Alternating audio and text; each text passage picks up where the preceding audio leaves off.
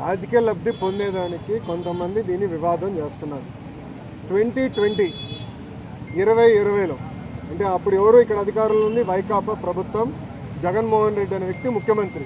అప్పుడే స్టే వచ్చింది ప్రాజెక్టు మీద, అది తీసుకొచ్చి ఇప్పుడు వచ్చినట్టు చెప్తున్నారు ఎవరు వైకాపా నాయకులు. నేను ఒకటే చెప్తున్నా, మనం ఇప్పుడు చేయబోయే ప్రాజెక్టులని ఆంధ్ర రాష్ట్ర భూభాగంలో చేస్తాం. అంటే గోదావరి జలాలు తెలంగాణ భూభాగం దాటి ఆంధ్రాకు వచ్చిన తర్వాత ఆ నీరుని లిఫ్ట్ చేసి రాయలసీమకు తరలిస్తున్నాం. That is the vision.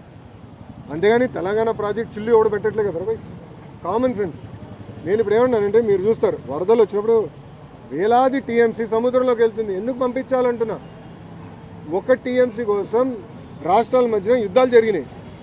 ఒక 10 టీఎంసీల కోసం దేశాల మధ్యన, ఆఫ్రికాలో దేశాల మధ్యన యుద్ధాలు జరుగుతున్నాయి.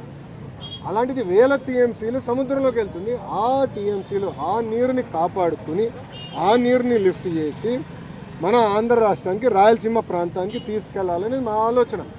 ఆ ఇరిగేషన్ అంతా నెట్వర్క్ చేయగలిగితే రాబోయే రోజు ఇతర రాష్ట్రాలు కూడా ఇవ్వగలుగుతాం. అదే నీరు తీసుకెళ్తే తెలుగు గంగా ద్వారా తమిళనాడు కూడా ఇవ్వగలుగుతాం.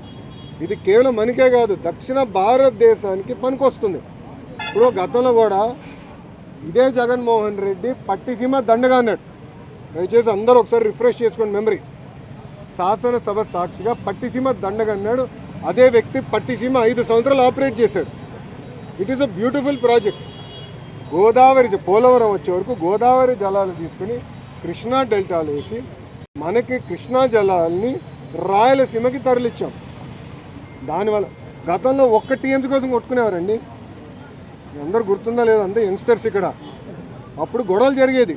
ఇది ఒక్క టీఎంసీ కోసం రాజకీయ నాయకులు వెళ్ళి గొడవలు పెట్టి బలవంతంగా గేట్లు లిఫ్ట్ చేసి నీళ్ళు తీసుకెళ్ళిన రోజు ఈరోజు అలాంటి వివాదాలు లేవు. ఎందుకంటే విజన్తో మేము డిజైన్ చేసాము.